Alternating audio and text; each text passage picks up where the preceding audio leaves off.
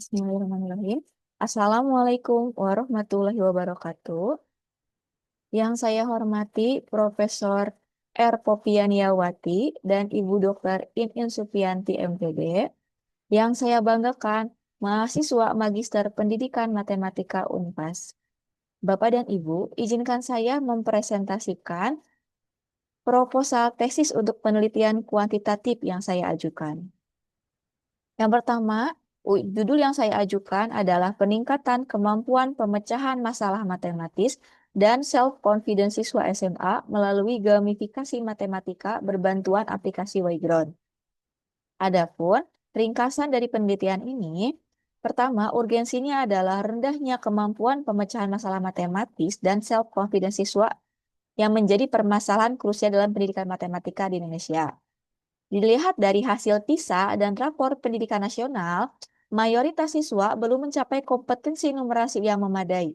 Padahal pemecahan masalah merupakan keterampilan esensial dalam menghadapi tantangan abad ke-21. Di sisi lain, kepercayaan diri juga berperan penting dalam mendukung keberhasilan belajar matematika, namun seringkali diabaikan dalam pendekatan pembelajaran konvensional. Oleh karena itu, diperlukan inovasi pembelajaran yang mampu menumbuhkan keterampilan kognitif dan afektif siswa secara bersamaan. Penelitian ini bertujuan untuk menguji pengaruh pembelajaran gamifikasi matematis berbantuan aplikasi Wayground terhadap peningkatan kemampuan pemecahan masalah matematis dan self-confidence siswa SMA. Selain itu, tujuan dari penelitian ini juga untuk mengetahui korelasi antara kedua variabel tersebut. Metode yang digunakan adalah kuantitatif dengan desain kuasi eksperimen, berbentuk pretest, post-test, control group design. Dua kelas dipilih sebagai kelompok eksperimen dan kontrol. Kelompok eksperimen menerima pembelajaran berbasis gamifikasi menggunakan Wayground, sementara kelompok kontrol memperoleh pembelajaran konvensional. Data dikumpulkan melalui tes kemampuan pemecahan masalah dan angket self-confidence yang telah divalidasi. Analisis data dilakukan menggunakan uji T dan korelasi Pearson untuk menguji signifikansi pengaruh dan hubungan antar variabel. Luaran yang ditargetkan dari penelitian ini mencakup pertama model pembelajaran gamifikasi matematis yang dapat dijadikan alternatif inovatif dalam pembelajaran matematika SMA, serta artikel ilmiah terpublikasi pada jurnal nasional terakreditasi dan atau jurnal internasional bereputasi. Oleh karena itu, kata kunci dalam penelitian ini yaitu joyful learning, problem solving, gamifikasi konten, permainan matematika, dan kepercayaan diri. Latar belakang dari penelitian ini tak dapat dipungkiri bahwa kini kualitas pendidikan menjadi acuan yang menentukan kemajuan dan kualitas sebuah negara. Namun, pada kenyataannya, daya saing pendidikan Indonesia lebih rendah dibandingkan negara-negara tetangga di ASEAN. Itu menurut Sujianti et al. Adapun, salah satu sektor yang paling disorot adalah matematika. Indonesia tercatat berpartisipasi survei PISA semenjak tahun 2000 hingga 2018. Namun, menunjukkan belum signifikan menempatkan posisi Indonesia pada level yang memuaskan. Bisa dilihat pada tabel di sini, ini skor peringkat Indonesia itu dibandingkan dengan jumlah negara peserta masih ada di akhir, menunjukkan kategori Indonesia itu masih rendah dibandingkan negara yang lain. Adapun hasil asesmen nasional yang tertulis dalam rapor pendidikan nasional menunjukkan bahwa numerasi matematik Indonesia ada di kategori sedang. Hanya 56,28% murid yang mencapai kompetensi minimum numerasi. Padahal kemampuan matematis penting bagi lingkungan sekolah dan masyarakat. Dalam konteks ini, kemampuan matematis yang memegang peran krusial. Salah satu kemampuan matematis yang perlu dikuasai adalah pemecahan masalah matematis. Pemecahan masalah matematis ini melibatkan proses memahami masalah, merencanakan solusi, melaksanakan rencana, dan memeriksa kembali hasil yang dikerjakan oleh siswa. Jadi, nanti untuk instrumen tesnya melibatkan kemampuan yang tadi. Nah, kenapa kemampuan ini dipilih? Karena keterampilan ini tidak hanya meningkatkan prestasi di bidang matematik, tetapi juga berperan besar dalam keberhasilan di bidang lain seperti sains, teknologi, rekayasa, serta membantu dalam pemecahan masalah di dunia nyata. Selain menyoroti kemampuan pemecahan masalah matematis, ada komponen afektif juga yang cenderung nih, siswa dengan tingkat self confidence tinggi cenderung memiliki kemampuan pemecahan masalah yang lebih baik karena mampu memenuhi lebih banyak indikator pemecahan masalah dan dapat menyelesaikan setiap soal matematika dengan lebih efektif. Ini menurut Rahmah dari jurnal di tahun 2024. Namun, di Indonesia sendiri dinilai kemampuan self confidence siswa itu masih rendah dan berdampak signifikan pada berbagai aspek pembelajaran matematika, termasuk kemampuan pemecahan masalah yang juga rendah, sehingga hasil belajar mereka tidak optimal. Oleh karena itu, dalam penelitian ini menyoroti perlunya ada rancangan pembelajaran yang tidak hanya fokus pada aspek kognitif, tapi juga fokus pada aspek afektif. Nah, kemudian salah satu pendekatan yang berfokus pada penguasaan keterampilan abad ke-21 ini yaitu teknik gamifikasi. Nah, dengan gamifikasi, dengan menerapkan mekanisme berbasis permainan, guru dapat mengubah konsep matematika abstrak menjadi interaksi interaktif dan nyata. Salah satu bantuan gamifikasi matematis adalah dengan berbantuan aplikasi kuisis yang kini berubah menjadi nama Wayground. Nah, aplikasi Wayground ini membantu guru dan siswa dalam proses pembelajaran. Selain itu, aplikasi Wayground ini merupakan pembaharuan dari aplikasi Quizzes yang menurut dari Wayground sendiri itu lebih ramah terhadap pendidikan karena memudahkan guru untuk menyederhanakan penilaian dan memberikan umpan balik kepada siswa sehingga pembelajaran lebih interaktif.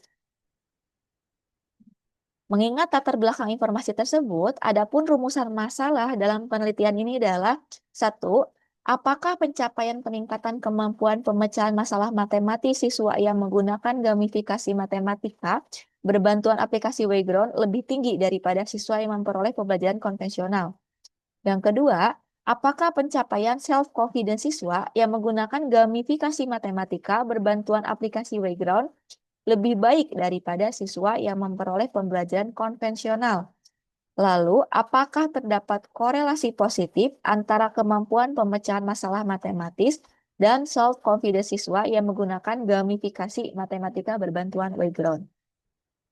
Dalam menjawab rumusan masalah di atas, penelitian ini menggunakan pendekatan kuantitatif dengan jenis penelitian kuasi eksperimen. Adapun strategi pemecahan masalah ditempuh adalah sebagai berikut. Yang pertama, kita identifikasi masalah. Yang tadi merumuskan rumusan masalah. Yang kedua adalah nanti merumuskan hipotesis. Lalu ada desain eksperimennya dengan eksplorasi eksperimen dengan kelompok perkelakuan yang berbeda dan pre-test post-test. Lalu ada pengembangan instrumen, menyusun instrumen dan menguji validitas serta reliabilitas instrumen, pemecahan masalah dan self-confidence. Lalu memberikan perlakuan, menerapkan pendekatan pembelajaran secara terpisah sesuai dengan kelompok. Pengumpulan data, melakukan pengukuran sebelum dan sesudah perlakuan pada seluruh kelompok. Kemudian data yang sudah didapatkan dianalisis menggunakan independent sample t-test terhadap score and gain untuk mengukur kemampuan pemecahan masalah. Uji independent sample t-test untuk mengukur self-confidence siswa, dan analisis korelasi menggunakan uji person product moment untuk mengetahui apakah terdapat hubungan yang signifikan dan positif antara kedua variabel tersebut. Nah, lalu yang terakhir adalah menafsirkan hasil berdasarkan signifikansi statistik dan makna praktisnya dalam konteks pendidikan SMA. Melalui pendekatan ini diharapkan peneliti dapat menjawab seluruh rumusan masalah secara terukur dan objektif, serta memberikan kontribusi empiris terhadap desain pembelajaran yang mengintegrasikan kognisi dan afeksi dalam pembelajaran matematika. Tinjauan pustaka di sini menunjukkan pembelajaran matematika di era digital yang khususnya itu pada aplikasi Wayground. Karena di sini lebih dijelaskan lagi tentang aplikasi Wayground yang merupakan platform menerapkan prinsip gamifikasi dan berbasis teknologi.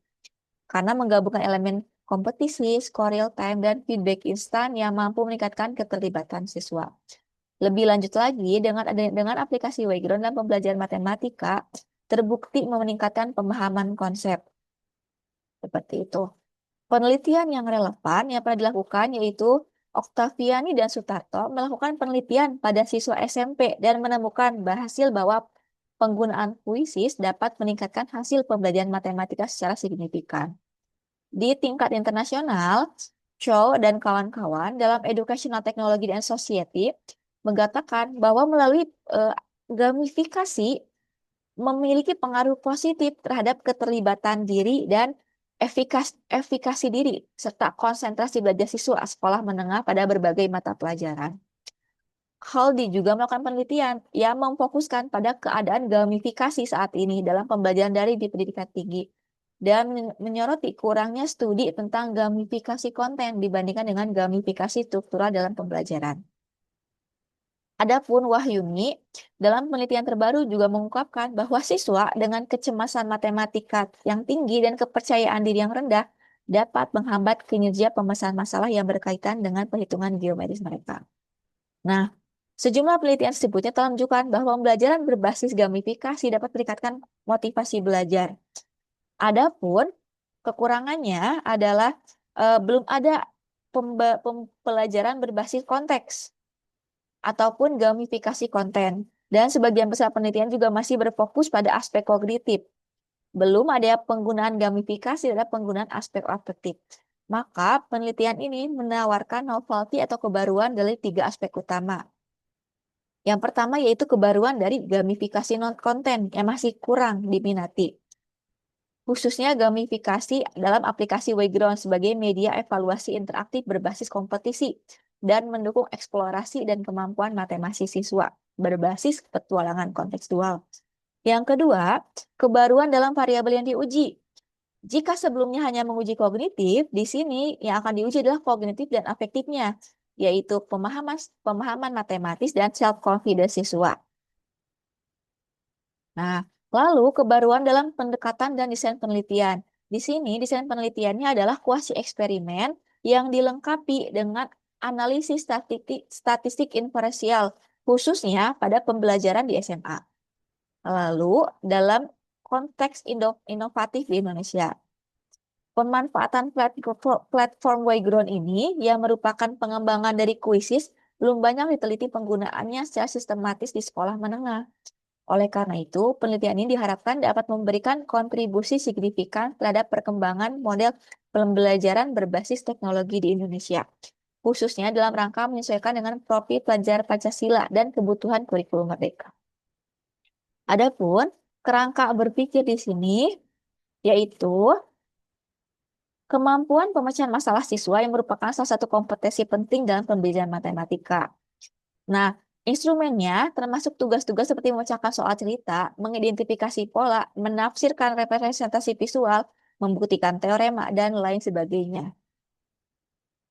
Adapun self-confidence siswa ini juga perlu dikembangkan dan ditanamkan. Dengan strategi Wayground diharapkan terdapat hasil yang positif. Adapun untuk menguji pengaruh pembelajaran gamifikasi terhadap kedua aspek kognitif dan afektif tadi, telah dibuat kerangka pemikiran yang diilustrasikan sebagai berikut.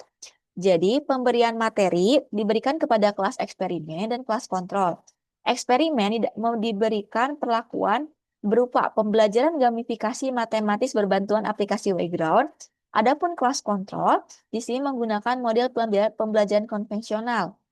Kedua kelas tadi diberikan tes di akhir di pretest dan post-test, yaitu untuk soal-soal tes kemampuan pemecahan masalah matematis dan survei self-confidence. Nah, ini untuk menjawab rumusan masalah yang tadi. Adapun metode penelitian yang tadi sudah dijelaskan beberapa kali. Jadi penelitiannya kuasi eksperimen dengan eksperimen semua. Desain digunakan adalah pretest post-test control design di mana terdapat 2 kelompok. Kelompok eksperimen dan kelompok kontrol. Di sini bentuknya, jadi pretest diberikan pada masing-masing. X di sini adalah, nih, X di sini adalah perlakuan terhadap kelas eksperimen, diberikan pembelajaran gamifikasi matematis berbantuan Wayground. Adapun operasional variabel dalam penelitian ini adalah variabel bebasnya itu kemampuan pemecahan masalah matematis dan self-confidence siswa. Adapun variabel terikatnya adalah pembelajaran gamifikasi berbantuan aplikasi Wayground. Nah, data yang kemudian dianalisis menggunakan uji statistik independent sample t-test terhadap skor n-gain untuk mengukur kemampuan pemecahan masalah matematis dan uji independent sample t-test untuk mengukur self-confidence siswa dan analisis korelasi menggunakan uji person product moment untuk mengetahui apakah terdapat hubungan yang signifikan dan positif antara kedua variabel tersebut. Ini adalah jadwal penelitian yang disusun, penyusunan dan pengajuan judul di bulan Juli dan Agustus, menyusun proposal penelitian di September-Oktober, melaksanakan seminar proposal di sekitar bulan November, menyusun perangkat pembelajaran dan instrumen di bulan November-Desember. Administrasi perizinan penelitian itu diambil di bulan Januari. Nah, di awal tahun ajaran, di awal semester, mohon maaf, akan dilakukan pengujian instrumen dan revisinya. Setelah instrumennya valid dan reliable, maka penelitian dimulai di sekitar bulan Januari dan Februari, sekaligus dengan pengumpulan data. Pengolahan data dimulai di bulan Februari dan Maret, begitu juga dengan pembahasan hasil penelitian. Adapun penulisan dan penyusunan hasil penelitian itu dimulai dari awal Januari ketika penelitian dimulai dan mulainya publikasi di bulan Juni. Di sini daftar pustaka yang saya ambil dari lebih dari 30 jurnal, baik itu internasional maupun nasional. Dan ada beberapa juga buku seperti buku dari Bapak Rus Effendi dan ada juga dari Permendikbud terkait dengan rapor pendidikan nasional. Ada juga dari PISA tahun 2022 mengenai skor survei PISA. Selebihnya adalah jurnal-jurnal internasional dan jurnal nasional yang bereputasi. Adapun demikian untuk proposal tesis pada penelitian kuantitatif saya, untuk Bapak Ibu dimohon bimbingannya serta masukannya. Wabillahi taufiq wa hidayah. Wassalamualaikum warahmatullahi wabarakatuh.